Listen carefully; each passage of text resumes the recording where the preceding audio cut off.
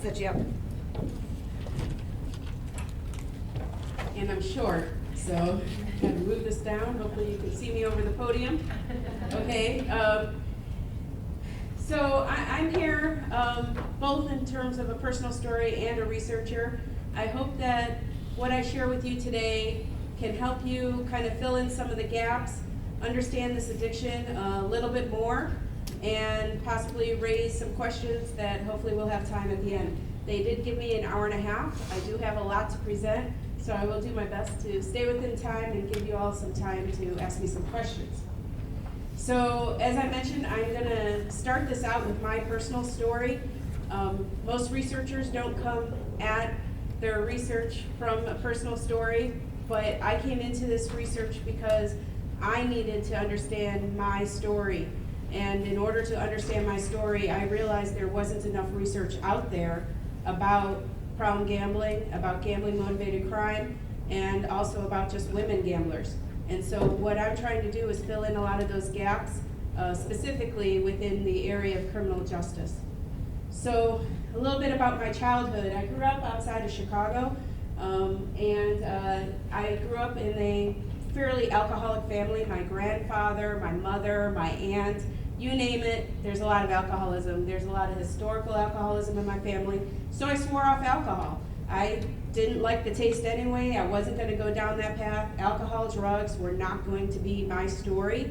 And so I really stayed away from them from the time I was young, and pretty much stuck to that. I probably still only drink 1 or 2 drinks a year, if that. I just don't have an interest in alcohol. But I still have active alcoholics as well as people in recovery in my family. Then I did also grow up in a fairly abusive home where my father was quite abusive. There was a lot of abuse going on. I didn't feel safe at home. I actually moved out when I was 16 years old. But education was always my savior, and I got very, very lucky to have education as something that I thrived in. I may not have always been the most intelligent person in the room, but I was definitely hardworking. And that was kind of how I got through my difficult childhood. But another thing about my childhood is I always liked games. I played board games. There was one summer where I played Monopoly just about every single day. I just loved games. And so that was just a huge part of my life, was to enjoy cards and board games and things like that. So in order to kind of have a safe place to live and everything like that, I graduated college early, and I became a Saluki at the age of 17. And so I started college early, didn't really have much support from home or anybody like that, but I really built myself up through my time in college. I really enjoyed being a Saluki. I kind of became a bigwig on campus, a kind of a campus organizer and activist. And then I turned 21, and somebody invited me to go to Harrah's Metropolis. And I was 21 years old. I went with a couple friends, 40 minutes down the road. And wouldn't you believe, I put a couple quarters into a slot machine and I won the jackpot. I won $1,250. That at 21 years of age, I had never had so much money in my life. Because obviously I was barely making anything as a college student. So I liked this. I liked it so much that with those winnings, I put my friends up at the local hotel, and we went back the next day because I thought maybe I could do this again. I really crossed that line into a problem gambler really, really fast. Okay, so my last year of college when I was 21 was a combination of trying to figure out what I was going to do next in my life and finding ways to go back to Harrah's in Metropolis and try to win some money. And I have to say that my first year of gambling, I wasn't gambling huge amounts of money. I didn't have a lot of money, but I was winning more than I was losing at the time. And I wanted to learn everything. So slot machines weren't enough for me. I wanted to learn all the table games. I learned craps. I learned roulette. I learned blackjack. I was a gamer, right? So I wanted to learn these. My brain wanted to learn them. I kind of knew I was having a problem when I started to go alone. And I started to go alone really, really quickly. And I'll tell you that that's one of the signs for your clients. They're going to the casino alone. It was no longer just a social activity. It was my entertainment. It was my escape. It was everything. And so I also, during that first year, went to a pawn shop and pawned off my keyboard in order to be able to pay rent because I had lost my rent. So things like that were happening to me pretty quickly. Well, next thing on my list was to go to law school, and I went to Northeastern out in Boston, and there wasn't gambling in Boston. There wasn't gambling yet in Massachusetts. That has since changed. But there were two very large casinos within a short drive down in Connecticut. They're two of the largest casinos in the world, Mohegan Sun and Foxwoods, and I certainly found myself there. For my 25th birthday, I was kidnapped by my friends, given a pile of money, brought to one of these casinos, because that's what they knew I liked to do. And I proceeded to lose the money, so I snuck around and went to the ATM and pulled out money and claimed I won, because that's what a problem gambler does. They don't admit their losses. They only want to show that they're lucky and that they win. During my 3 years of law school, between all the stress of being a law student and everything that goes along with that, I gambled a lot. I went to Las Vegas, I did a lot of gambling, and I knew I had a problem. But the problem really showed itself when I moved to Seattle for my first law job. I was working at a law firm, and they had just passed a law that isn't so different than what's going on here in Illinois. But in Seattle, what they had is they turned all these old, dingy kind of poker rooms into mini casinos. They didn't have slot machines like you guys have with the video gaming. What they had were like 12 to 15 card game type style gambling in all these restaurants and everything, everywhere you went. No matter where I lived in the Seattle area, there was never a casino more than 5 to 10 minutes away from where I lived. Very, very dangerous for somebody who'd already crossed the line. At 25 years old, I reached out to Gamblers Anonymous for the first time. I made a phone call, I received an anonymous package in the mail, I read through the materials, and I was like, I'm not ready to quit. I don't understand this, I'm only 25, I love gambling, etc., and I never did anything about it. There are 20 questions in the Gamblers Anonymous yellow book, which is kind of their main reading. At the time, I probably answered yes to 7 to 8. They say you're a problem gambler if you say yes to 7 or more. I wasn't far enough down my devastation path to give up yet.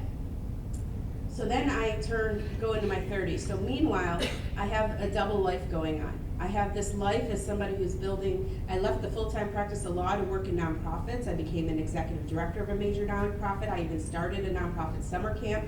Everything was very successful. I was being groomed to possibly be a state legislature. I was doing pretty well in the professional world. But on the side, I was a problem gambler, a compulsive gambler. And whenever anybody didn't know where to find me, I promise you, I was at the casino. It got worse and worse to the point where I was gambling almost every single day. And I not only had my full-time job, I had a part-time job teaching. I had lots of different money coming in, and I needed every penny because I had absolutely nothing to show for all the success in my life. I didn't own a house. I didn't own a car I was leasing. I didn't have anything that a successful attorney / nonprofit leader should have in their life, because every penny I had was going to gambling. And when I did win, I would maybe buy something small or take myself on a vacation that usually included gambling, but I wasn't doing the things that a normal, successful person would do, because gambling became my life. It was everything to me. So really, I'd like to say I had a double life. I had this public life where I was a leader in my community, building up. I was on national committees. At one point, I was a liaison to the White House. I mean, I was doing some stuff. But then in this private life, I was a compulsive gambler, and nobody knew the extent to it. And I always really thought that I didn't deserve any of the success I was getting in the public life, that I hadn't earned it, that I didn't deserve it. My self-esteem was in the toilet, and I was really scared. At one point, I went and sought help at a counseling services. Now out in Seattle, the one place that was getting money from the state was the Asian counseling services, because there's a large Asian population and a lot of them gamble. There was a language barrier for me when I went there, and when they asked me certain questions, I wasn't comfortable answering them, and I wasn't entirely honest, and honesty is key to recovery, and once again, I wasn't ready yet. I still needed to have a little bit more devastation. Now I should say that everybody in my life knew that I liked to gamble, from my family, my friends, everybody. but nobody knew the extent of it. Nobody knew how much I was losing. Nobody understood how devastated and how much I believed I was broken. Because that's what I would tell myself. I couldn't figure out why I couldn't get a handle on this. I kept telling myself every time I left a casino and lost, I'm not gonna do this again. And wouldn't you know it, by the next day, my brain was telling me, well, you know, if you go and gamble, all your problems will be fixed. You can win back everything that you just lost. You can win back that rent money that you just lost. You can win enough to pay for this or that.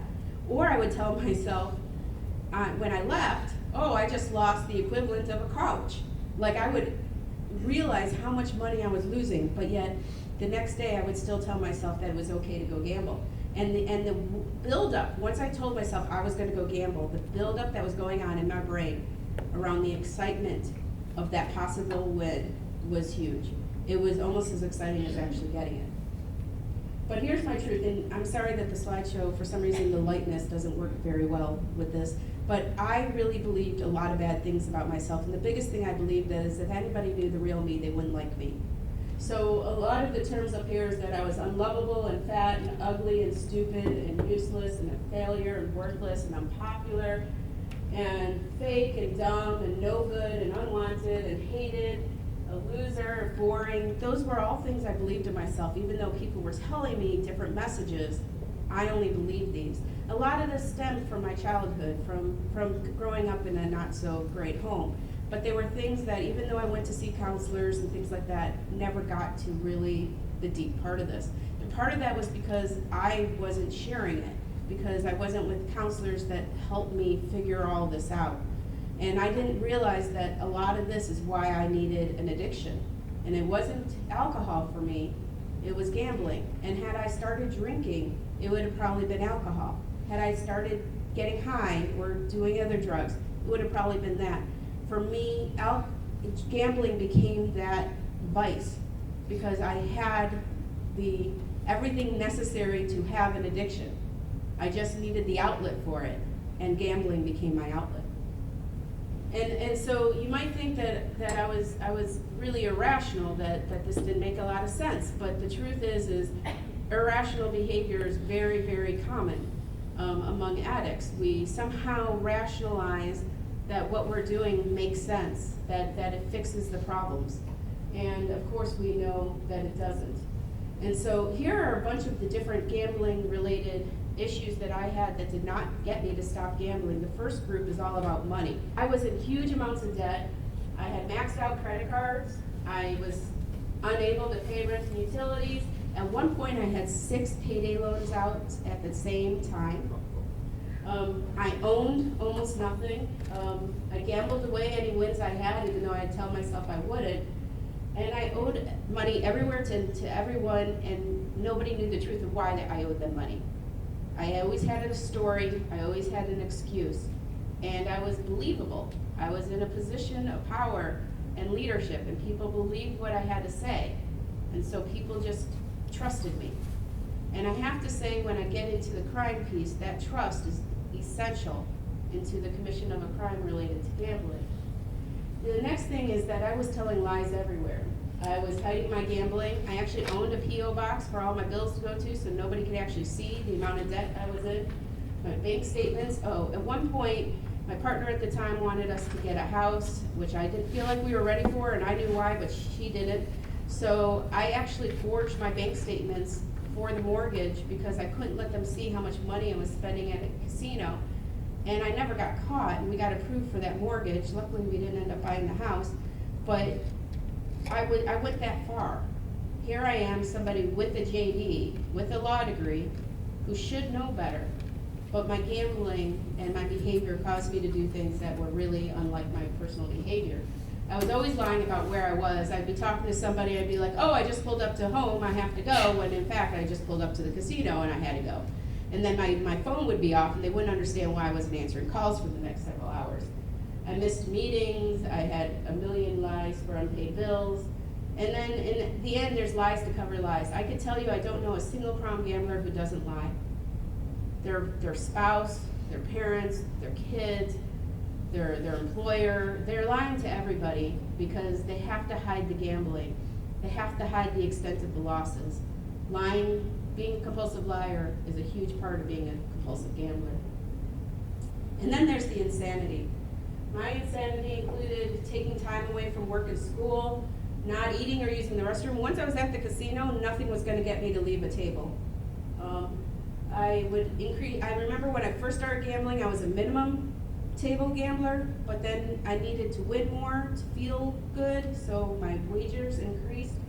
I would play multiple spots. A lot of people on slot machines do that, but on table games, if I could, instead of just playing one spot, I'd play 2 or even 3 spots.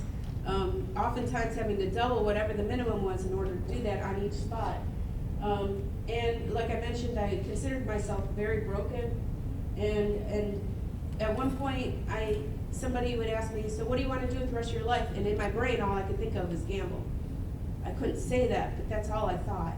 That's how insidious this disease came for me. And so I like to say that there's this big fallacy that happens. We gamble a lot and we cause gambling problems. And this is what makes gambling unique to other addictions. The way to fix those problems, we believe, is to keep gambling. Because that next win can help us get out of that hole. But all we're doing is digging deeper. So we think, oh, I have to gamble more. And then I have more problems. And then I have to gamble more, and now I'm causing more problems. Until there's the problems in every area of our life, from family to finances to employment, every area in our life can get affected by the gambling. So I wrote this at one point that gambling has the ability to make the strongest people weak, the smartest people dumb, the most capable into incapacitated, givers into takers, rule makers into rule breakers, and ethical into criminals. And all of that was true for me. And I am all those things on the left, but I became or become all the things on the right when I gamble. It's an insidious, horrible addiction. And it affects every area of your life. And when I was out there for 14 and a half years with this problem, I mentioned that at first, at 25, I was saying yes to maybe 7 questions. By 35, it was all 20. It's a progressive illness, and things get worse and worse and worse until you make decisions that are so against your nature, you can't figure out why you've made those decisions. And that's what leads to those suicide attempts. That's what leads to the fact that 1 in every 5 problem gamblers, 1 in 5 attempts suicide. 20%. Now, they're not all successful, thank God, but 1 in 5 attempts suicide. That's where the suicide rate comes from. So we say that problem gambling will lead you to 3 places: prison, insanity, or death. I've talked a little bit about the insanity. I'm going to talk a little bit about the other 2 in a second. So, I committed a crime. I've already mentioned that I submitted fraudulent bank statements. I didn't get caught for that. I could have. That was probably the first crime I committed. But I was executive director of a major nonprofit. I had access to all the funds in the organization. And I started to commingle my personal funds with that organization's funds, thinking, with the JD, not a stupid person. I'm a Saluki graduate. I'm not stupid. I knew better.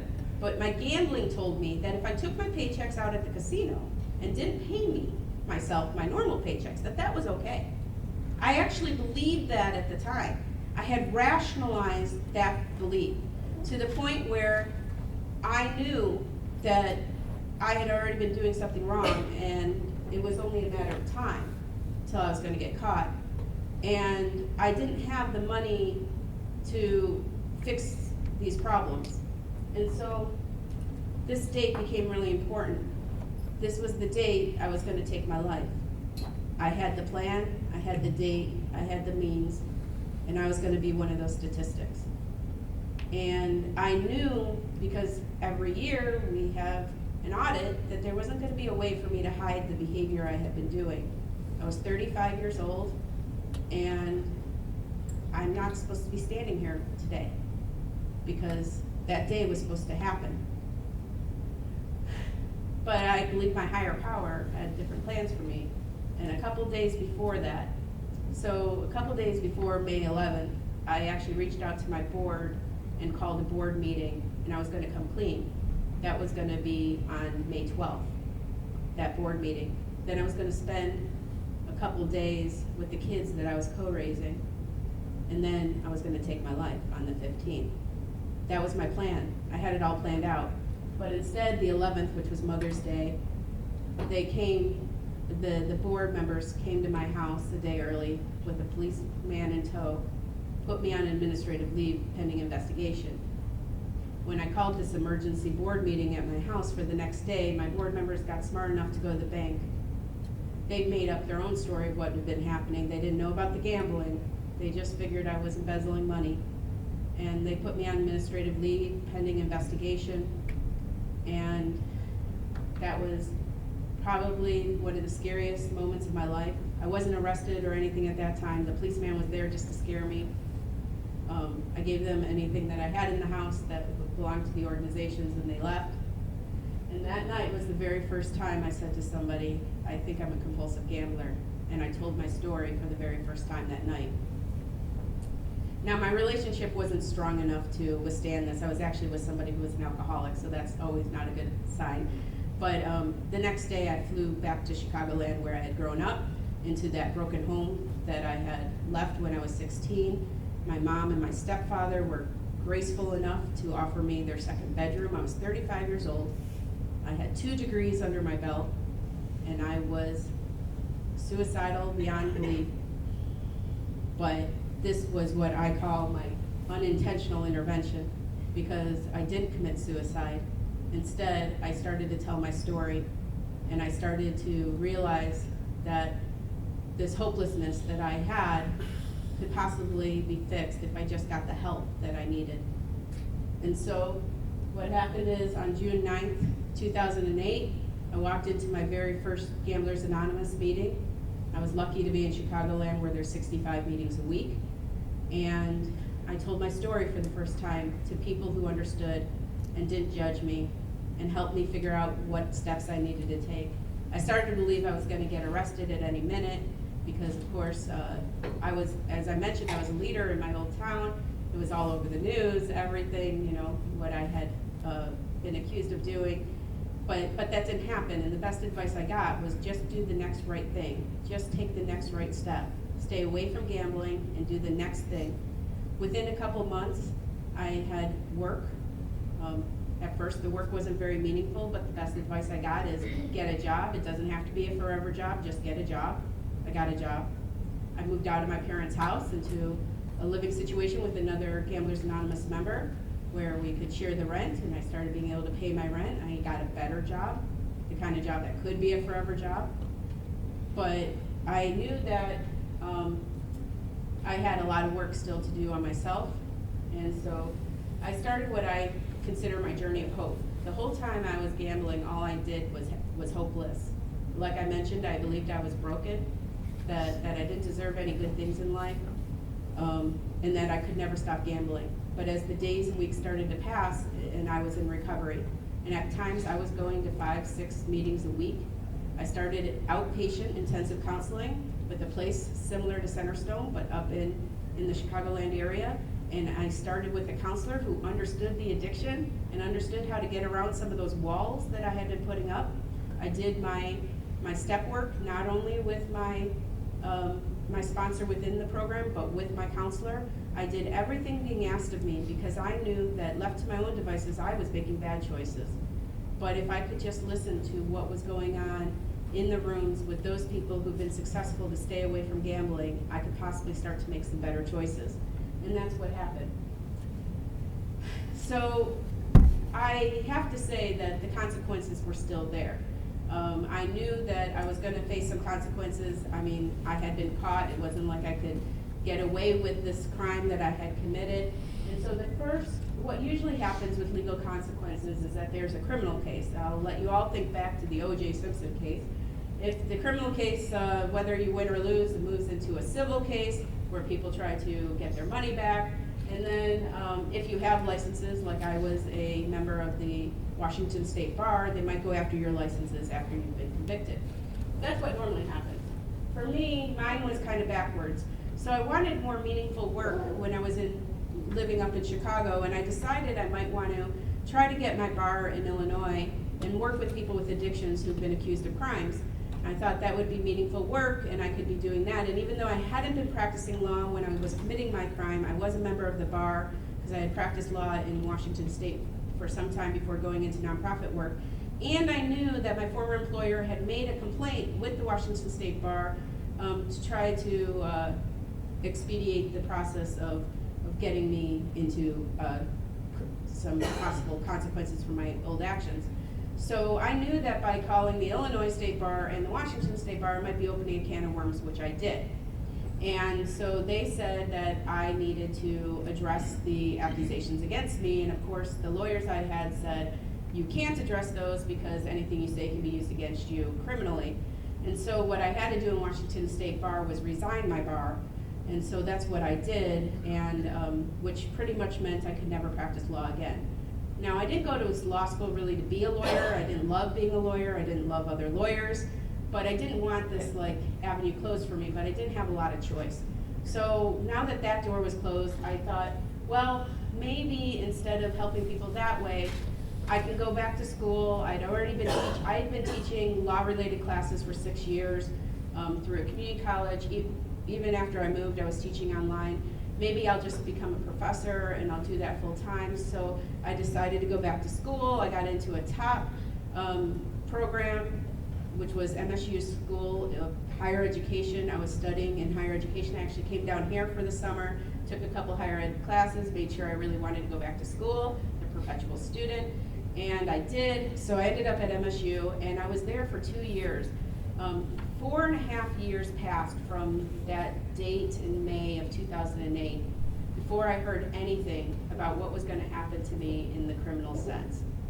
And so I need to just put out there that if you ever have a client that says, I'm going to be going to jail any day, the process does not necessarily move so fast. The best advice you could ever give anybody is just do the next right thing, which is exactly what I was doing. And I have to say, when I went there wasn't a very strong GA presence, so I started a meeting. And this is the big thing. Yes, there's no meetings down here, but any person can start a meeting. You just have to have somebody willing to do the work. It's really easy. They just have to contact the international office, they receive a kit, they put it on the site, you have a meeting. It's super easy. So I became a doctoral student. This was back in 2011. But then I wasn't still done with my consequences. The next consequence that came was civil. I was being sued by my former employer. Once again, I was told by my attorney that I could not admit to anything in the civil case. So when I was asked for a deposition, I had to say this over 200 times to every single question, and all I did was cry. All I wanted to do was tell my story. All I wanted to do was tell the truth. But all the advice I got, and even as an attorney, the same advice I would give is you can't tell the truth. You can't tell your story because you have to protect yourself legally. And advice I got from somebody in GA, which I have now given so many times, is even though you feel the guilt and the shame, you have a right to legal representation. You have a right to protect yourself the same way any other person does. So I went and I faced this, and I knew what it would result in a default civil case against me, which happened, and so now I was owing money. I didn't hate the fact that I owed this money because I owed it, and I was okay with that. And that was going to be my consequence, and it had been a long time since they had come after me, so I was okay because I was able to stay in recovery, stay in school, do the next right thing, be paying back what I owed. But they weren't done with me yet. 4.5 years after, that's when I was indicted in a criminal case. I was indicted by the federal government, not the state government, on a wire fraud. And so what they said is because I used my bank card for my employer at a casino across state lines, they could make it wire fraud. So taking out the money, using that card at an ATM, wire fraud. And so instead of a state crime, I had committed a federal crime, even though it was a very small amount of money that I actually pulled out during that one transaction. They could pull in all of my behavior and convict me for all of it. And so that's what happened. And so I went back to Seattle to face the charges, and I should tell you, I've never been handcuffed. I've never spent a day in jail. I was treated like somebody who's committed this high-level money crime, and I was able to report each time I needed to.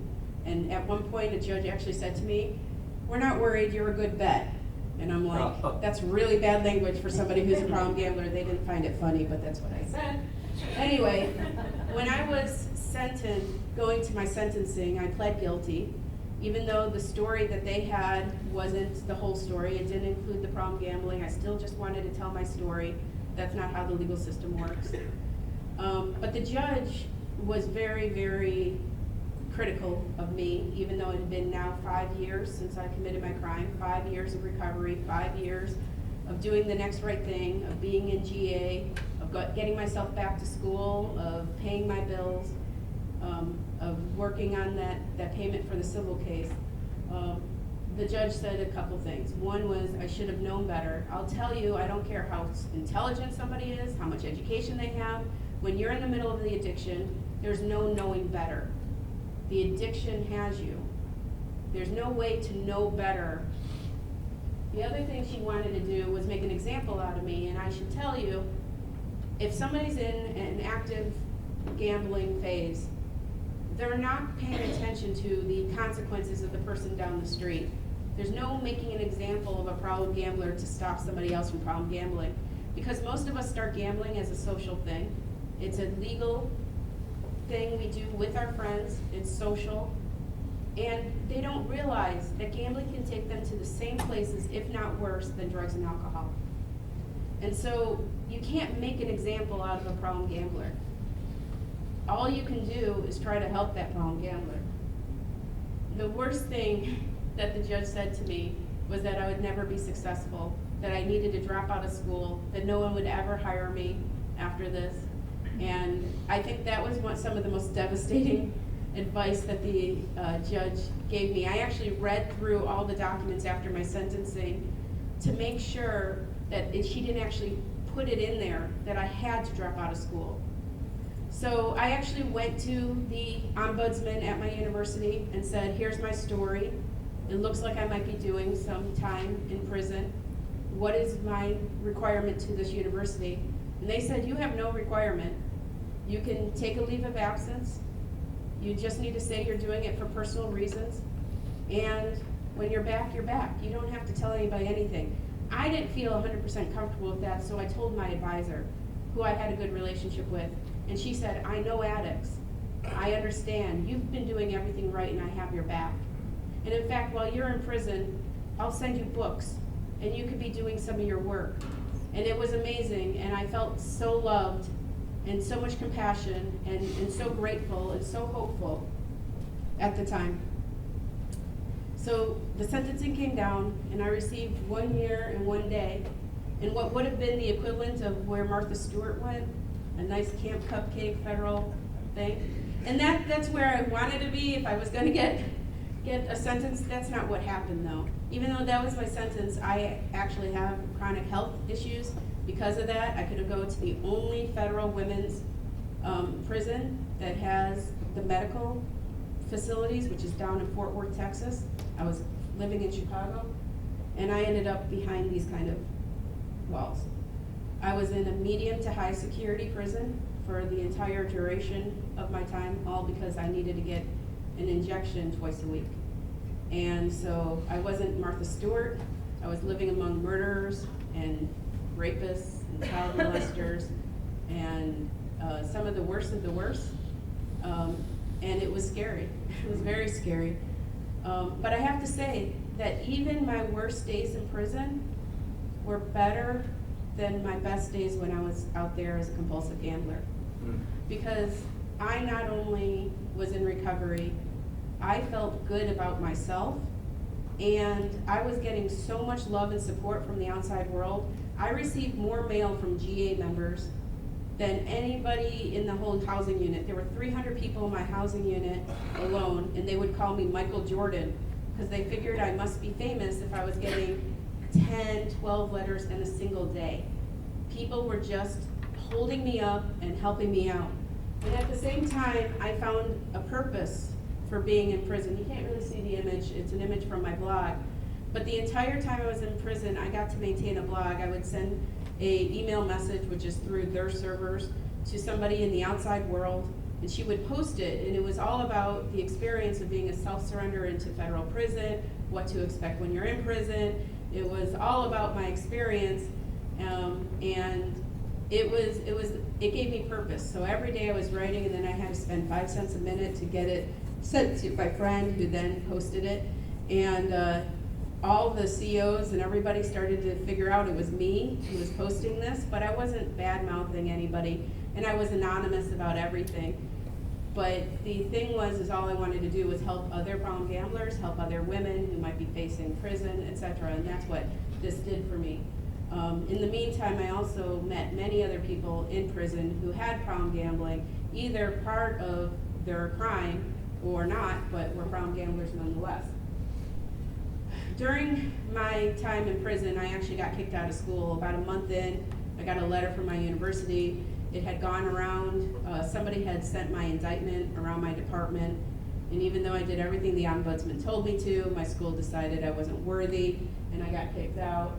I saw gambling everywhere. Even the prison was sanctioning gambling by holding bingo and things like that. I walked in, and on the first day they told me, we're sorry, we have no programs for you here. You're already educated, you're already doing all this stuff. I actually worked in their education department as my job.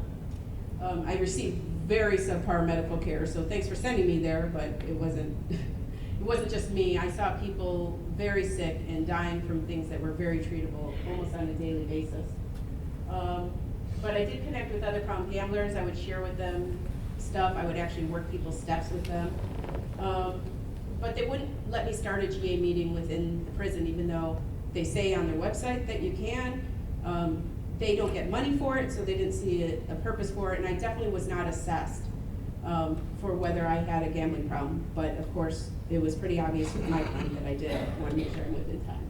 Okay, so I got out after, I had received a 1.5 years. I got out after 10 months.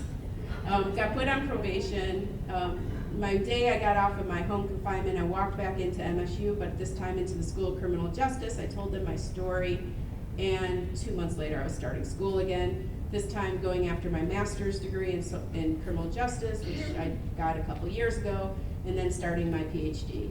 And my primary area of research is on gambling motivated crime, because I found that I couldn't understand why I had committed this crime. I couldn't understand why there was almost no research out there, except for pretty much the understanding that problem gambling can lead to crime. But nobody could really explain that relationship, which is what I really wanted to do.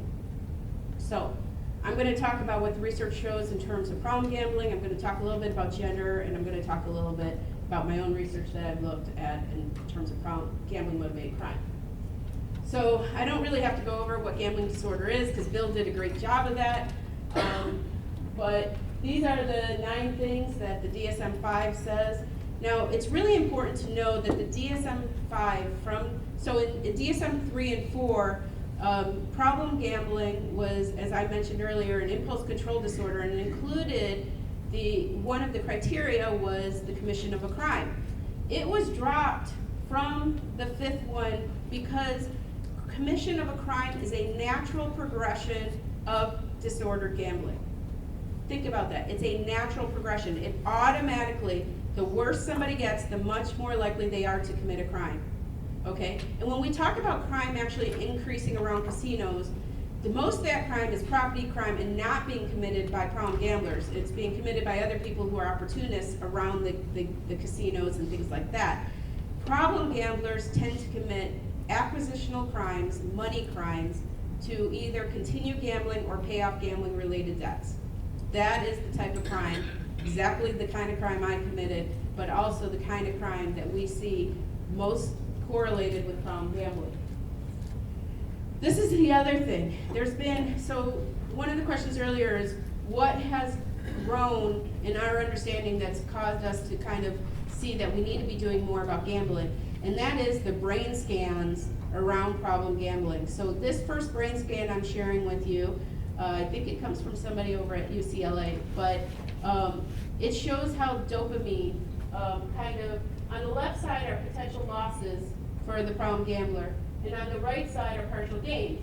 And they show that the dopamine's not released with the loss, but the minute that somebody gets a potential gain, and it doesn't mean that they actually win, but that near miss or close win, dopamine lights up in the brain. They started to see in these brain scans how much the brain of a problem gambler looked like somebody who was an addict from drugs and alcohol. And these were essential to starting to understand why gambling moved from impulse control to the addiction part of the DSM-5.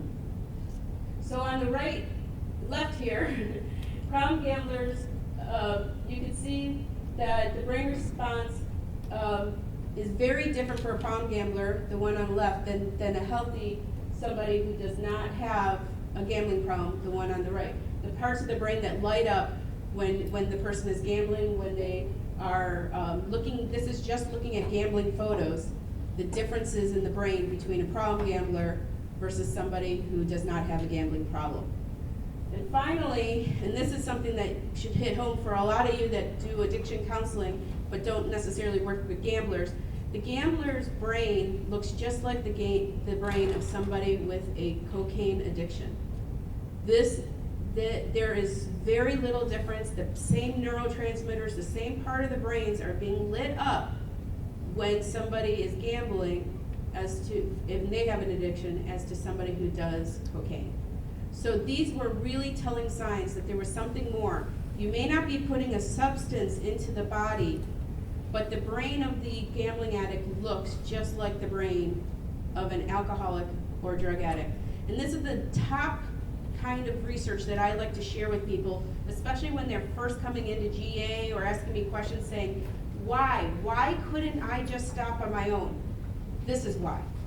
Your brain needs these neurotransmitters and it's reacting to the thing. And so my friend likes to call it slick. Slick is always with you and telling you that gambling's going to fix this and that you need your next hit. And those urges are so real that they've actually seen that withdrawal from gambling can look just like withdrawal from alcohol and drugs.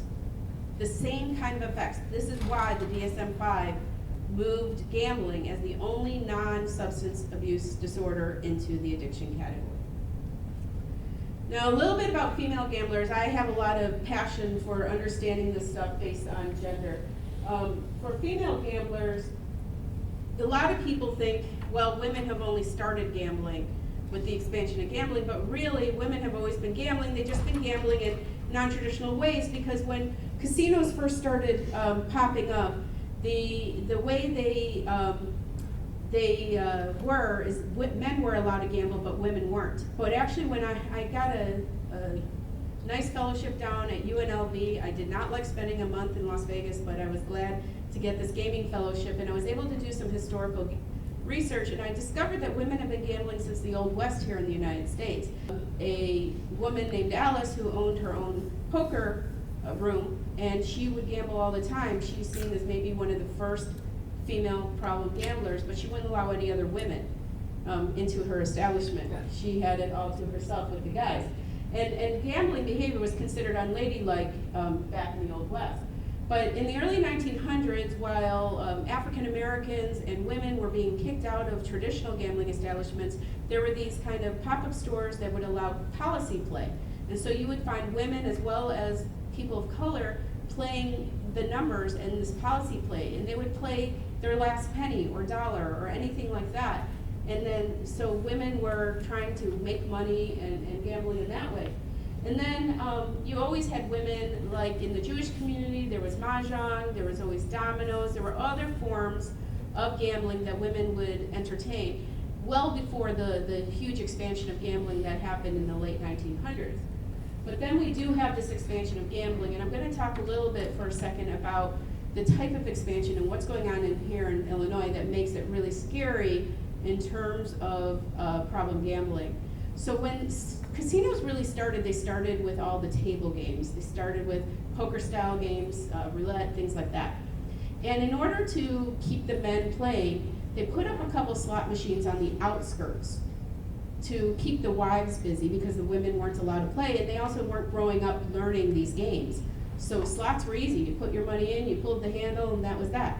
What the casino operators learned really fast is they were making more money off the slot machines than they were on these table games. So slowly, we started to see less and less table games in these large casinos and more slot machines. And the people first drawn to the slot machines were the women, because, and I like to say, women weren't growing up with family members saying, hey, come learn how to play poker. Men, boys grow up, and a lot of times they're starting to gamble by the time they're in their 10 or their young teens, because their fathers and uncles are inviting them to learn these games, but women weren't necessarily traditionally being taught these games. So they would start at the slot machines. The other research we know is slot machines are far more addictive than the other forms of gambling. So women cross over into problem gamblers faster. But also the way the slots started to grow, more and more men were going to the slot machines and not just the table games. And now we have places like we have all over Illinois where we have all these small gambling establishments with these video game slot machines, and all they are pathways towards addiction, because they're far more addictive than any other form of gambling. So the number of women seeking help for gambling has been increasing, and in fact, when I walked into GA for the first time in 2008, I was one of very few women in the room. Now, the room that I now have in East Lansing, Michigan, we have like 3 times the number of women than men. It's very much changing, and GA has been changing substantially. It all depends on where you're at, but we're not only seeing more women, but more older women, recent widows, things like that, finding themselves with these gambling issues, and that's going to be especially true with all these small video gaming, because people are bored and they're lonely, and they can go around the corner and they can play the games, and they don't realize they're falling down that slippery path towards addiction. So generally, before my own research, what I was able to find about female gamblers is that the research was saying that women were less likely to be problem gamblers. I have found that that's not necessarily the case. They generally start gambling later in life. That is true, and it's, as I said, they're not necessarily being taught the games early in life the way boys are. They move to problem gamblers faster, and again, I connect that to the fact that they're most likely to be slot players. They prefer less forms of gambling, so men are more likely to try lots of different types of gambling, from sports and horse racing and cards and slots, where women are more likely to stick with fewer types. They're more likely to be widowed or divorced when they start to gamble. They're less educated than men, but of course that's a socialization thing too. The more and more education women are getting, we're starting to see a difference in that. Lower economic status, of course women make less money than men, so that's not that surprising. And fewer, it said at the time, fewer women attend GA or seek help for gambling. As I just mentioned, those numbers are very much changing. This was the research before I started to do my research, and why I felt like my research was going to be so important, because that's not what I was seeing in the casinos, that's not what I was seeing in GA rooms. So when I talk about gambling motivated crime, I'm primarily, as I mentioned, talking about those kinds of crime that are committed as a progression to gambling disorder. And so the majority of them are financial crimes. And what the research showed before I ever did anything is over 50% of those seeking help have committed at least one crime. And I think this is what I think happens, what I believe happens. Somebody gets to the point where they're at that point where they need money, and if they run out of the traditional ways to get money, the only ways they can get it is through crime, once they've run out of all the other things. And I think crime or suicide actually go hand in hand. They're so desperate that suicide and becoming suicidal becomes a part of their thing. And they're so desperate that commission of a crime becomes part of their path too.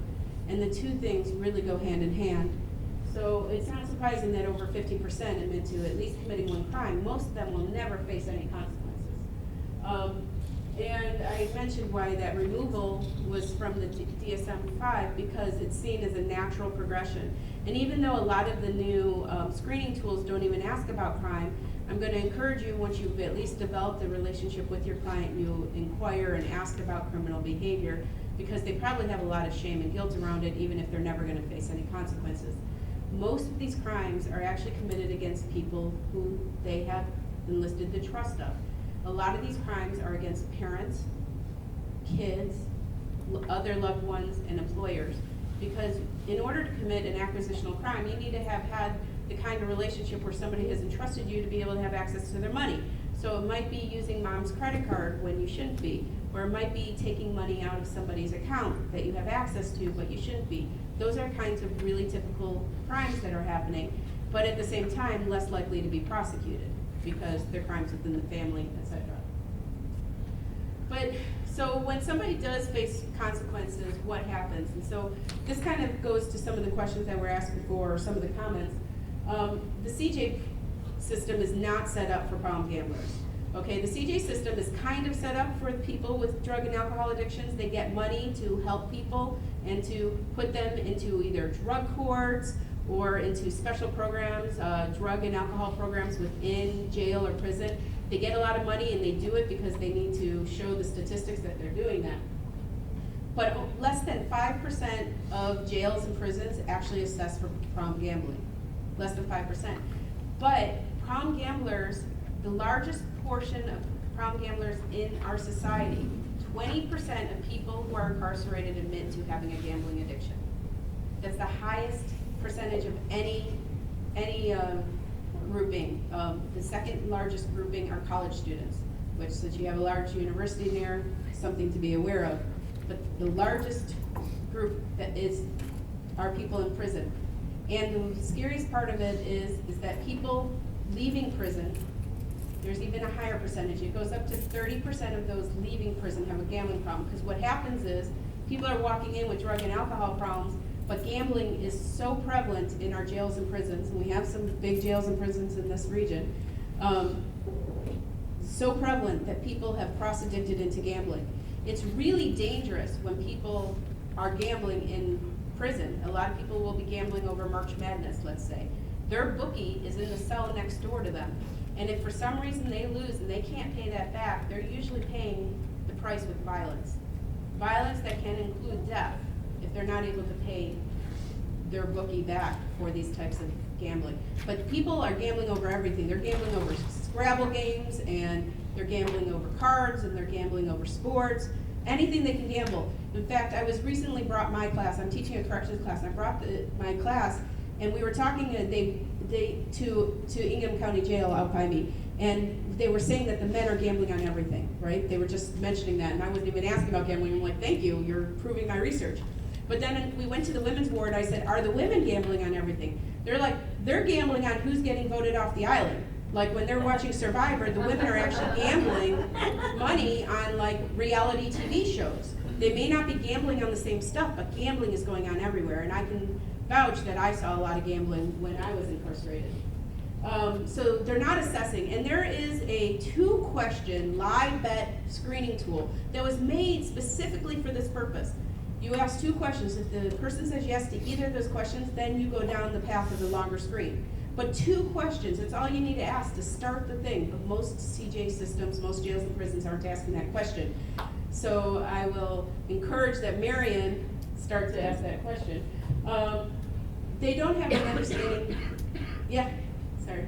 I'm sorry. So you're saying that there are those who are developing the gambling addiction while they're incarcerated? Yeah, it may be that they're already an addict in some other way, but they're developing into gambling. So I really think of addiction as addiction because there's so much comorbidity and so much cross-addiction that goes on.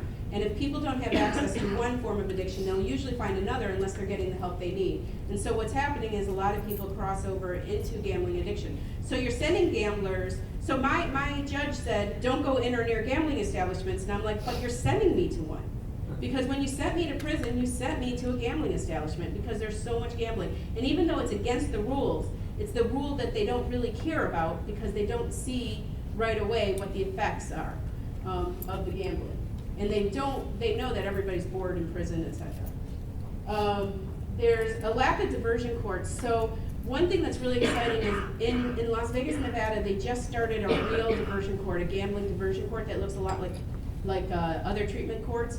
And so if people are seeing that their crime was connected to an addiction to gambling, they're pushed out of the traditional court and prison, and they go in for 3 years of intensive counseling and help, and they have to do everything. They have to share their financials every week. It's a very intensive program, but it keeps these people out of prison.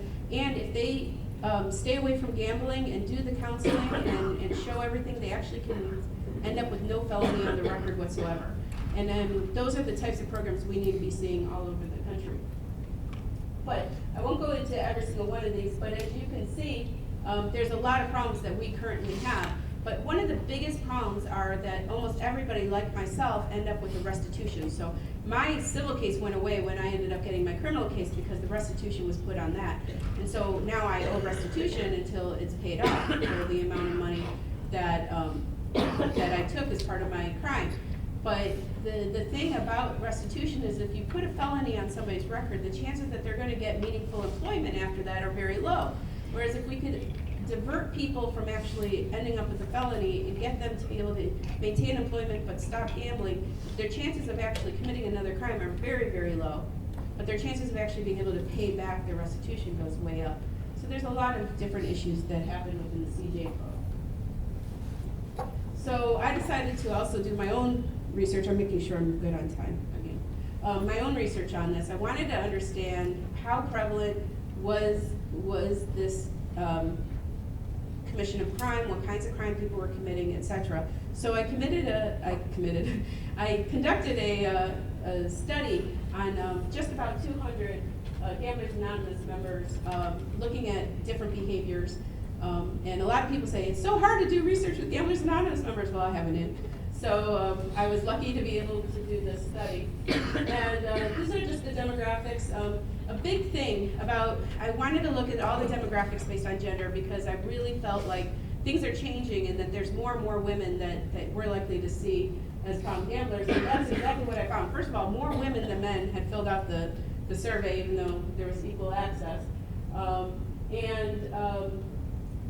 You should note that people were highly educated, and there was no difference based on the amount of education they had based on gender. And even though everybody averaged between $50,000 and $74,000 in terms of income, men were significantly higher, but they were still within that income bracket. Now, important about the income on this is at the time they took the survey, not at the time that they were out there gambling necessarily. In marital status, similarly, that was their current, women were more likely to be divorced or widowed. So that does go towards that old research that said women were more likely to be divorced or widowed, men were more likely to be married. In terms of employment status, that was current employment status, so it doesn't really talk about the employment status when they were gambling. But as prior research has shown, and my research shows, men did start gambling earlier. Men started gambling between the ages of 18 and 20, whereas women averaged over the age of 25. We're seeing this change with the video gambling and the expansion of gambling. I actually have pictures of kids on these gambling machines, so, I mean, little girls. So I think we're gonna continue to see the age range level out more to be about the same age, and it's gonna go down. And we're seeing in GA a huge influx of college-age students who are getting in trouble with sports betting especially. So I think that this really is interesting in terms of gambling behavior, both in terms of men and women. As you can see, men and women gamble on everything, from games of skill to dice games to stock. And yes, the stock market can be a form of gambling. People who do day trading, etc. We do find people in GA whose entire form of gambling was that. And you should know that lottery can be a very big problem for a lot of people. Some people, their only form of gambling was lottery, scratch-offs, things like that, where they're losing all their Social Security buying these tickets. And there is a self-exclusion program in Illinois for the lottery as well. So just keep that in mind, because we were talking about self-exclusion for the casinos, but there's also one for the lottery, where if you get a winning ticket, you can't turn it in. So interesting stuff. But you can see that women are more likely to do slots, but we might say, yeah, almost 100% of women do slots, but 85% of men. So we can't just put people into categories based on gender. And that's one of my big things. So don't assume because you have a female gambler, they were a slot player, because I'll tell you that my primary form of gambling was cards. I fell in love with a game called Pagao, and that became like my primary, it's a poker style game. Slots were boring to me. I mean, everybody's different. They say there's two forms of gambling. There's action gambling and escape gambling. I consider myself both. The action gambler needs the action, and they're not necessarily looking to go into a zone. They're looking to get a big enough winning to get excited. And the escape gambler, which we see a lot with especially older individuals, are people escaping their problems, escaping their anxiety. Slot machines are great for that because you just sit there and now you don't even have to pull a thing, you just press a button. And you don't have any control over what's going on. But generally, as you can see from here, I mean, other than like animals and sports betting, men and women are gambling just about everything. So then I wanted to look at the social and economic consequences of those gambling. And this to me is one of the scariest slides, because one thing we learn when we walk into Gamblers Anonymous is there's nothing you've done that somebody else hasn't done. Some of these behaviors might seem outrageous and be enough to get somebody to quit gambling, yet they're not enough. It takes somebody getting to that point of almost suicidal before they're usually willing to accept help. Almost 50% have lost at least a relative. 19% have lost an educational opportunity. Most of these were guys, and of course guys at the time of this were more likely to have started gambling before the age of finishing college, so they were more likely to probably have consequences for that. 32% lost a job. 75% borrowed money to gamble or pay off gambling debts. 37% taking out payday loans. Advances on retirement, advances from employers, credit card advances, 77%. Women were more likely to get a credit card advance than men. Losing a house. Over 20% of my recipients had lost their house due to gambling. 10% had had their vehicle repossessed. 28% had filed for bankruptcy. 8% had been homeless for at least one night. And almost 7% had had a civil liability. All of this is a consequence of their gambling. And I even asked them if they'd had these kind of consequences not related to their gambling. And there was no comparison between what was and what was not. These are common, not shocking kinds of things that happen when somebody crosses that line into uncontrollable gambling. And they can be devastating for a community, for a family, for everybody involved. So then I wanted to look at gambling motivated crimes, and I wanted to know whether the kind of crimes they were, maybe these were just bad apples. They're the kind of people who commit crimes and they're using gambling as the excuse.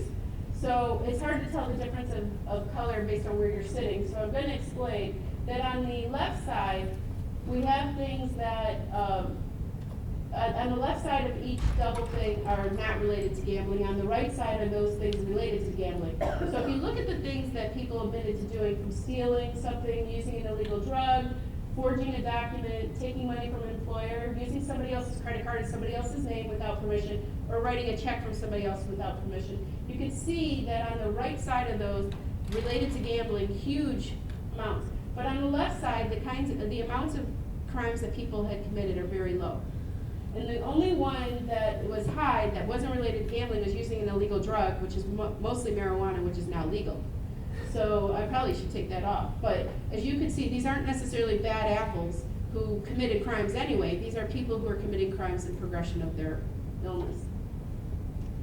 So then I wanted to see how common was this. So in my research, I found that 56.6% of my recipients admit to at least committing one crime to continue gambling or pay off gambling-related debts. 5% had current charges. And as you can see, that was double for women than it was for men. More women were facing current charges than men. 14% had been arrested, almost 7% guilty of a misdemeanor, almost 9% guilty of a felony, and 8% had been incarcerated. It's common enough.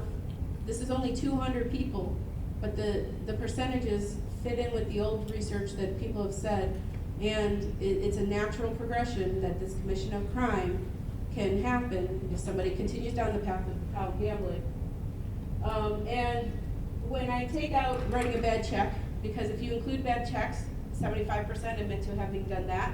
And if I asked all of you if you've ever written a bad check, I bet you have, whether or not you've had an addiction. So if I take that out, we see that when I asked about very specific financially related crimes, over 56% have committed at least one of those financial crimes, which I have on the right side there for you to see.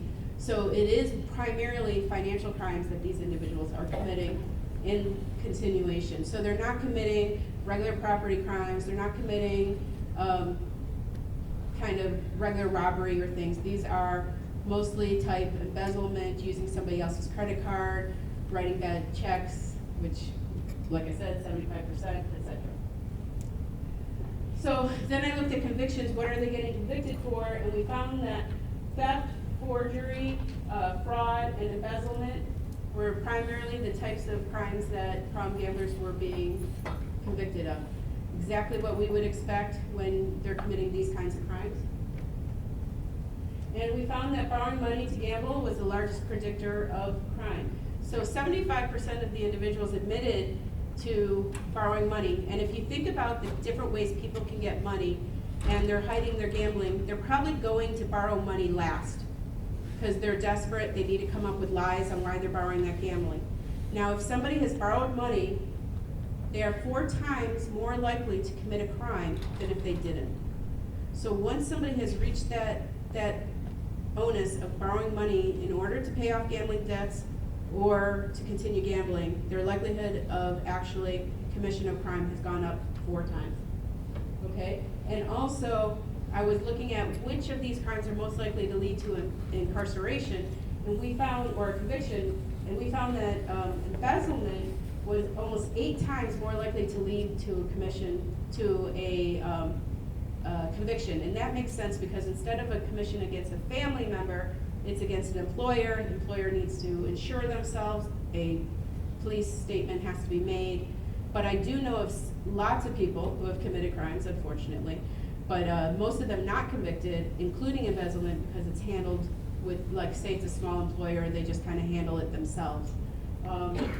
Taking out a credit card in somebody else's name without permission was almost 6 times more likely than not to result in a conviction. So these are the kinds of crimes that are most likely to result in a conviction. The other credit things, like using somebody's check, stuff like that, much less likely to end up in a conviction for the individual.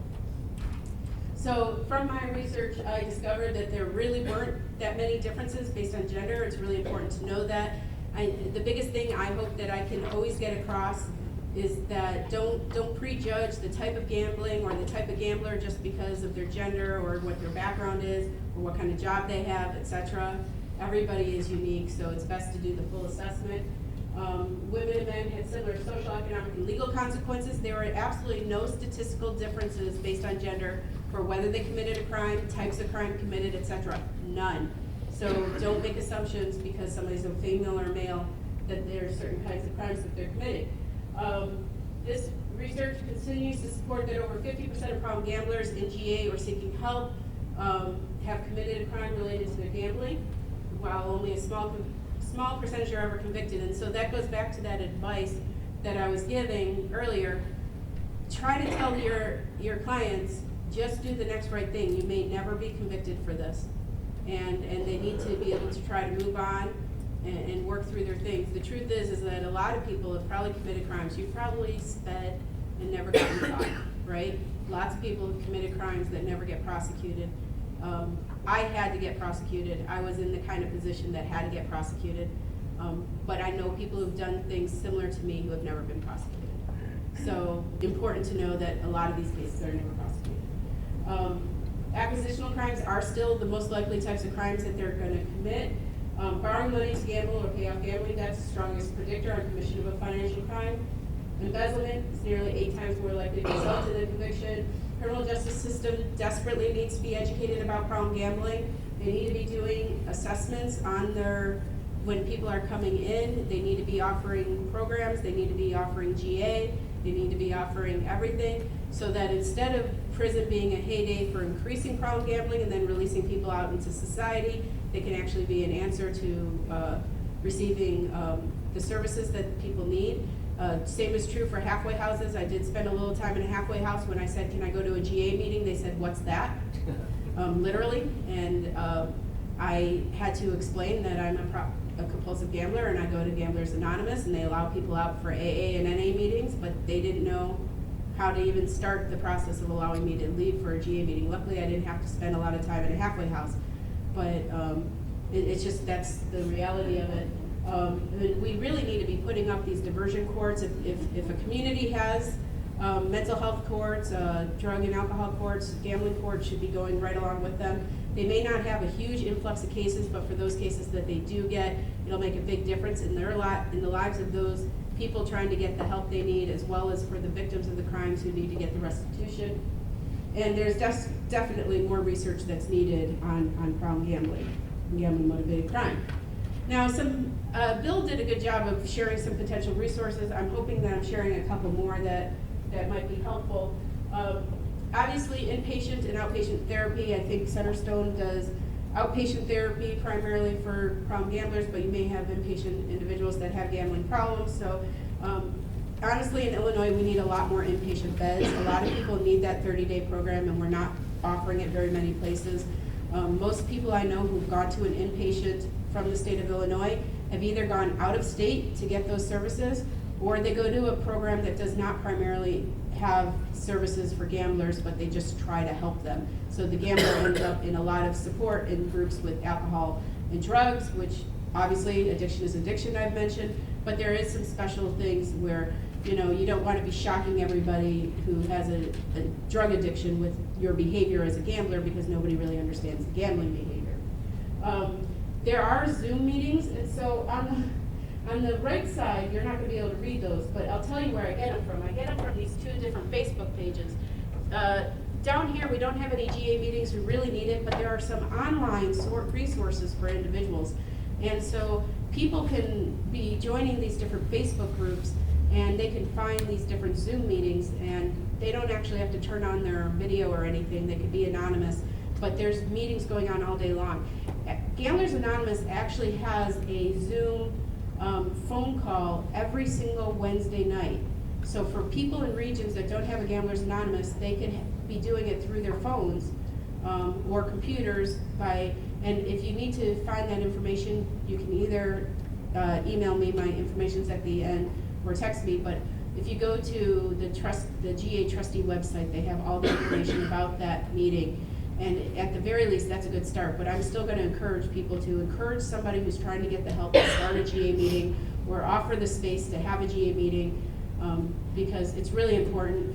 I understand smart recovery and everything like that, but I have to say that, especially at the beginning, it's really important that you're around people who understand your addiction.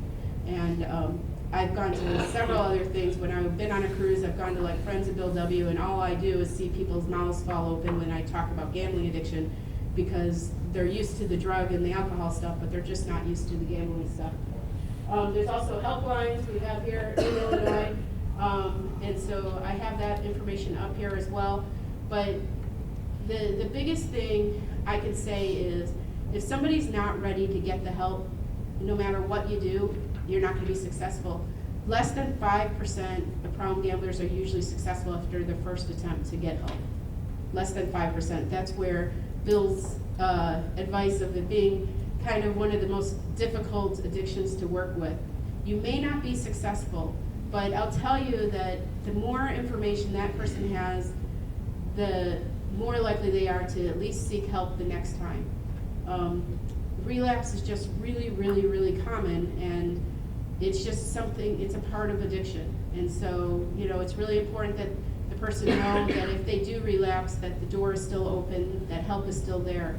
But the number of people who are successful, whether they're going to GA or they're going to counseling in that first year, is very, very small. And that's why the resources and the information needs to be out there. I can tell you that I knew that there was a million places that I could have gotten help, phone lines and everything. But until I was saying yes to 20 questions that included commission of an illegal crime, being suicidal, missing time from work and school, lying to everybody around me, until I was answering yes to every single one of those, I wasn't ready to give up. And I kept believing that gambling was my best friend, that gambling was going to fix all my problems, that gambling could be this outlet for me that wasn't destroying my life. And I believed that all the way to the point of having that date that I was gonna take my life. Instead of being able to admit to another human being that I needed help, I would have been one of those 1 in 20, 1 in 5, 20%. So the biggest advice that I can give to all of you is to just be an ear that listens, to keep getting the training you need to be able to work with problem gamblers, and to make sure that people know your services are here, because it's just so important.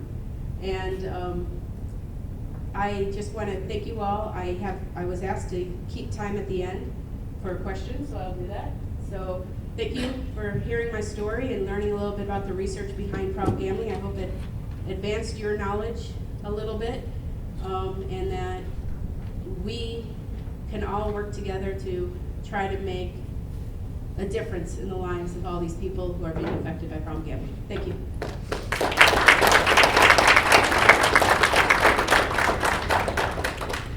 Sure that Centerstone knows how to forward it out.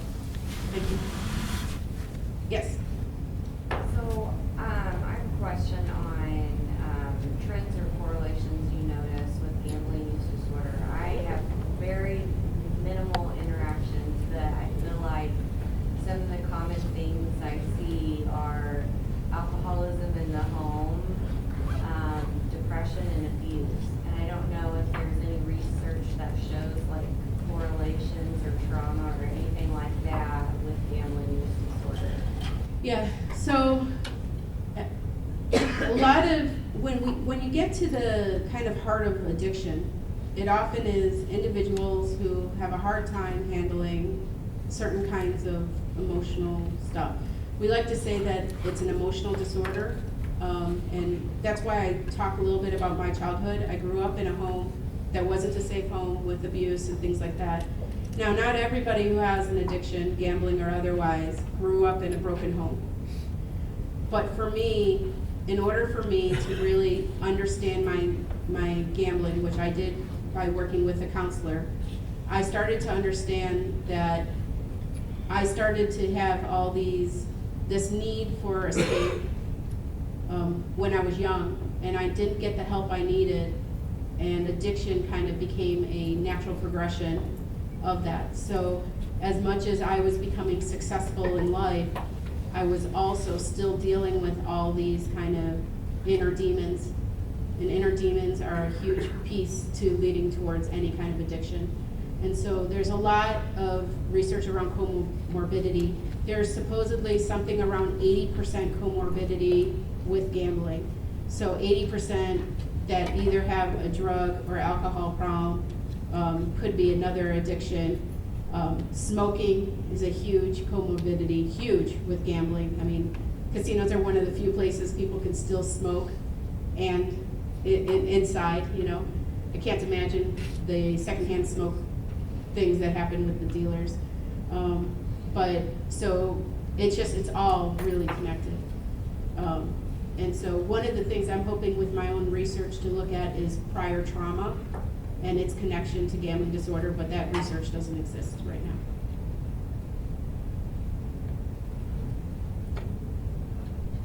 Other questions? Nothing's off limits. Wait, yeah.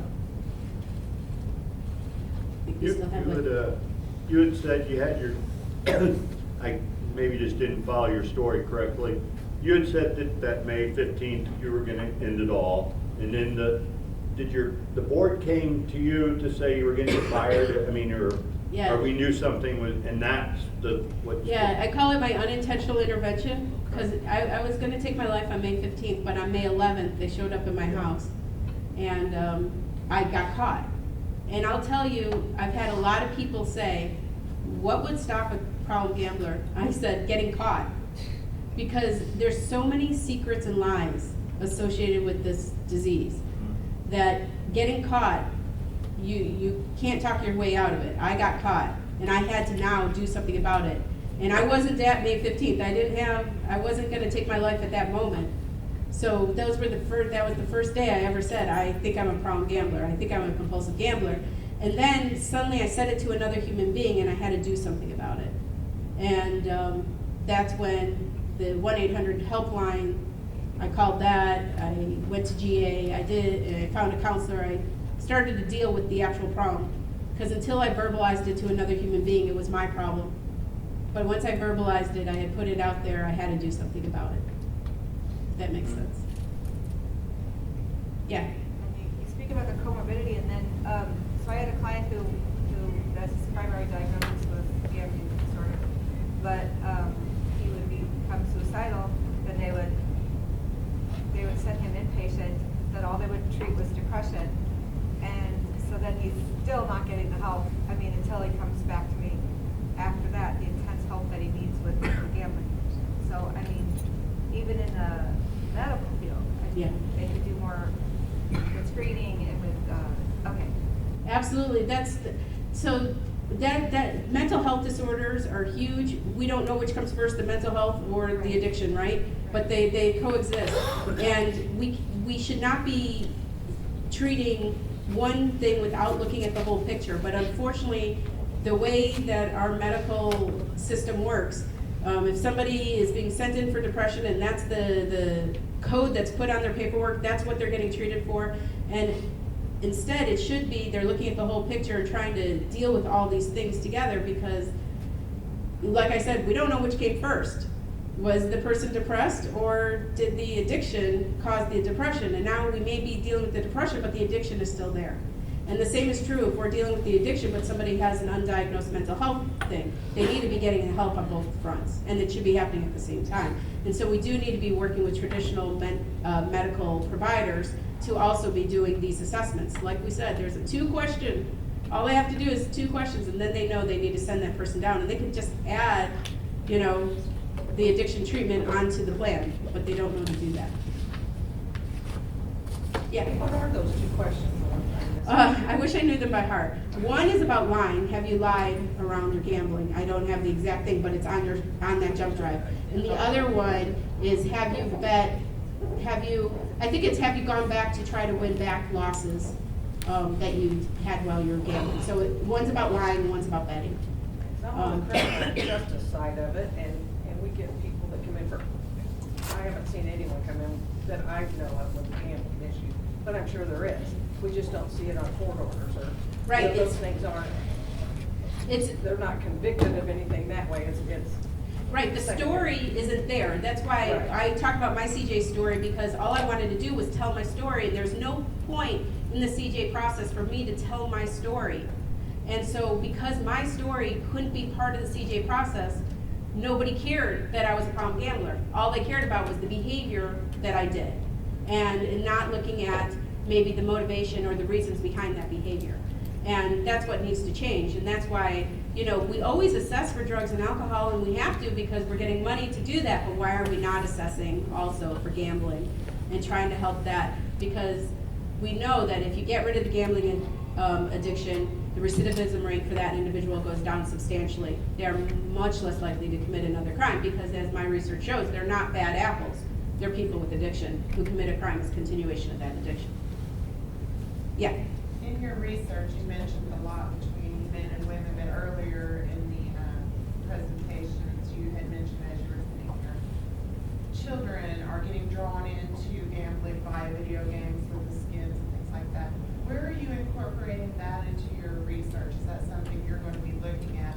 Because I feel it's starting at home with lack of core values being established. Actually, the National Center on Problem Gambling, youth and kids is like their primary focus right now. So they're putting a lot of money into research around trying to understand youth gaming and the connections between that. So there is research that's going on around that. I also did conduct a study around college student gambling, which showed that video gaming was one of the entry points for those college students, but there's still a lot more that needs to happen. I just know that they've been tied to violence and everything with children as well. I'm just wondering, as a society, if we should start sooner with the education to prevent these long-term effects as adults. Yeah, I mean, that's a huge marketing thing that has to happen to adults. Like, you may have noticed, and I don't know if you did, but during the Christmas time and the holiday time, there's a big push of don't buy lottery tickets for your kids. And there's commercials around that on radio, on television. I'm sure you had it down here because I know we had it up north here in Illinois. And so those are some of the kinds of things. And it's trying to educate parents and other adults that gambling is maybe something fun for adults, but it's dangerous for kids. Do you see it as, no, I'm full of questions. No. Do you see it as, you know, like you growing up in an alcoholic home, a lot of people turn to alcohol because parents are falling into the category of your data research, this is why they're gambling, how much they gamble. Do you think with children and those influences, this is like the new alcohol addiction, basically? I would say yes, but I'm going to say it's not new. It's just newly being recognized.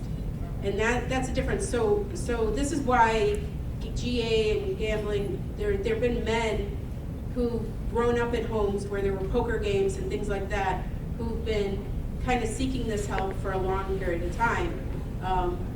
But it's just not as recognized, and people don't understand gambling addiction. If I tell somebody I'm a gambler, As far as here it is, it's a problem. It's Right. hidden for so long. yeah, so the new thing is just the expansion of gambling and the understanding, but the actual crossing over into addiction, especially for young people, isn't new. It's just the amount of people who have access to it has increased substantially, especially with video games. Yeah, yeah. The lie bet, here's two questions. Okay. Have you ever had to lie to people important to you about how much you gambled, and have you ever felt the need to bet more and more money? Those are the two That's- questions. If you answer yes, you go one way. If you answer no to both of them, you go another way. So And if you answer yes to just one, I say you should go down the path of at least doing a longer assessment. that's what they say also. Yeah, yeah. Just to piggyback on her questions, what are your recommendations of what age you should start using those screeners? I think you could start using the screeners with a teenager, but really 18 and over, because sports betting is huge now, and it's gonna get bigger. And I think we're seeing just more and more young people getting involved with gambling beyond their means at a very young age. And I'll tell you that young people do not do well in traditional recovery programs. They walk in, the average age is in their 40s or 50s. So counseling is really the best avenue, I believe, for somebody who's 18, 20, etc. Because they just can feel that comfort. And or having programs that are for younger addicts. And that's true across the board on all addictions, not just gambling. But especially gambling, because like my own survey, the average age was 55. So you're walking into the room, average age is 55, and you're 19 years old. Trying to connect can be very difficult. And there's a tool on the thumb drive, SOGS, the adolescent one. Oh yeah, the SOGS tool, the South Oaks Gambling Screen tool that's on your thumb drive. There's a traditional one and there's one for adolescents. And I'm actually trying to get, myself and a couple other researchers actually adjusted the adolescent one even further given all the changes, and we're trying to get that to be solidified as some of the changes, to include things like internet gambling and stuff like that wasn't really part of it back when it was all developed.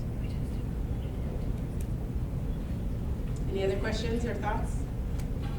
I hope you all, yeah. When it comes to intervention and treatment, where do you think we're lacking? Where do you think we need to go from here?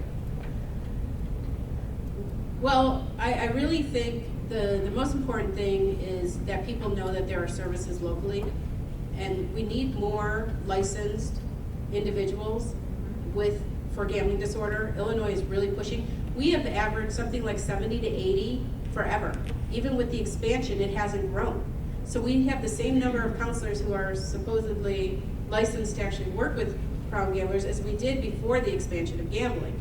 That's problematic. We need more people to go through the 4-day training, to get their certification, to be going to the Illinois Council of Problem Gambling trainings, things like that, because we need more people who understand this addiction. I can't tell you how many people have told me that they've gone to a counselor around their gambling, the counselor said, well, you can still gamble once a week. Or you can still buy lottery tickets. Like, not understanding that that's not a safe way for people to continue if they've crossed that line. But it's because they're not certified in gambling, or they really don't understand this disorder. So the biggest thing I think needs to happen is really on your side of like getting more people to understand the disorder, to know how to assess for it, and to know how to treat it. And then getting word out that there is treatment available and that it's local. Because people may have traveled an hour to get to the casino, but they won't travel an hour to get help. That's right. So Michelle, now that there's a screening tool, I tried to use a screening tool in prison when I first had class, but where do I go from there? Where is the text? Where is the curriculum? Where is something that, That's where the becoming a licensed gambling treatment I counselor. am one of those, but it's still, I mean. There are a lot of resources, but what I will recommend is reaching out to places that have been doing it a long time, because they have a lot of materials and they're more than happy to share it. So talking to other people who've been very successful as counselors can be one way, but there are books out there on how to work with problem gamblers that have like workbooks, things like that, that can give you the tools necessary. So I recommend that. I recommend reading all the different literature, even from GA, that will provide that. But really, there are some really good counseling books that I know that have a lot of stuff. A lot of it, the unfortunate part is a lot of it grew out of the initial research that was done by counselors about 30 years ago, and they haven't necessarily been updated. So there's a big need for updating materials for working with problem gamblers. I would say the National Council on Problem Gambling is also an excellent resource. They have a reference resource tab, and they have a lot of current resource publications and workbooks and some stuff out there. Yeah, that's a great source. Yeah, the National Council on Problem Gambling has a great resource guide. Yes? You. Okay. I first wanted to both commend you and thank you for sharing your story with us. Personally helped me quite a bit. And you had a list of areas where gambling or different games that's gambled. And at the bottom it said games of skill. Do you have an example Yes. of what that is? I was on pool games. People might do it on basketball games or bowling or just games of skill. It could be golf, best shot at a golf course. That's what games of skill are, where people put money down in order for something that's not a traditional form of gambling, but is a game of skill of some sort. It could be flipping a coin. So that brings me to another question.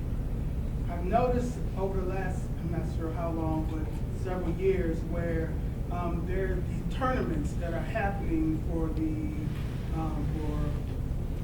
like the Xbox and those type of game systems. Is there any research coming out? You have any information as far as where gambling has seeped over into that aspect as well? We define gambling in the world of Gamblers Anonymous as any game, chance, or skill, whether for money or not. So the winning doesn't have to be money. It could be something like an Xbox. And so, it can cross over into all kinds of things. I mean, my first kind of gambling wasn't when I went to Metropolis for the first time. It was when I was at Great America and playing those stupid games. Instead of being on the rides, I'd play all those games trying to win stuffed animals. That's my first form of gambling, because I would spend way too much money, not have enough money for my own meal as a little kid, because I wanted to win a stuffed animal that was impossible to win, right? And so that's a form of gambling. And so there's lots of forms of gambling, and there's a lot, and I want to say that we call it gambling, and I mentioned the stock market because that's important, but gambling is a money disease, and there's a lot of ways where people gamble on money in non-traditional ways. And a lot of people can do it in a very healthy way. But for the problem gamblers, money, the access to money, the thinking about money, the ways in which they can gamble to get money can be very risky. I'll give you an example. It could be kiting checks between banks. That's a form of gambling, right? You're hoping that a check's not gonna go through before you get the next check in and things like that. That could be a form of gambling. It can work up your brain the exact same way, even though you're not at a casino. I mean, there's a lot of ways to gamble outside of a casino or a video game parlor. Any other questions? I think we're done with our time, so I want to thank you all very much. Thank you for taking the time.